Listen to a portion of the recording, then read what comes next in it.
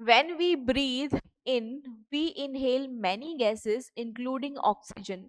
What happens to the gases that the body can't use? ये difficult question है, NCERT में नहीं दिया है। हाँ, तो अब ये बच्चों की क्यूरियोसिटी शांत करने के लिए आपको बताना होता है। क्या होता है कि जब हम एयर इनहेल करते हैं, है ना, उसमें ऑक्सीजन आता है और भी गैसेस आती हैं। हमारी बॉडी को काम केवल ऑक्सीजन के साथ में होता है। तो बाकी गैसेस का क्या होता है? बाकी गैसेस के साथ में हमारा जो ब्लड है वो ऑलरेडी इक्विलिब्रियम में रहता है। ठीक है, मतलब एयर के अंदर नाइट्रोजन भी आई है, हीलियम भी आई है, बहुत सारी दूसरी गैसेस आई है। उन गैसेस के साथ ब्लड ऑलरेडी इक्विलिब्रियम में है। ठीक है, और ब्लड ऑलरेडी इक्विलिब्रियम में है, प्लस इन गैसेस की सॉल्युबिलिटी हमारे पास ब्लड में होती भी बहुत कम है। तो इसकी वजह से बाकी की जो गैसेस है ना वो ब्लड में एंटर ही नहीं करती है और बिना यूज हुए ही ऐसे ही एक्सहेल्ड एयर में बाहर चली जाती है।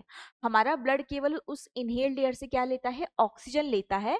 और जब ये इनहेल्ड एयर वापस जा रही होती है ना, तो बाकी सारी गैसेस लेके चली जाती है, साथ में हमारी बॉडी की जो रिलीज CO2 है ये भी लेके चली जाती है।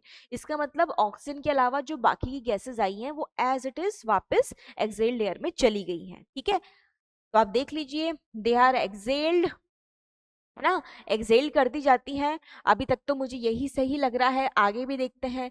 दे आर चेंज इनटू ऑक्सीजन, ऐसा हो सकता है क्या कोई गैस ऑक्सीजन में चेंज हो जाए? No. They circulate through the body and are dispose of later, ऐसा तो नहीं हो सकता, है ना, बॉडी में सर्कुलेट करके बाहर फेंक दी जाए, बाद में डिस्पोज कर दी जाए।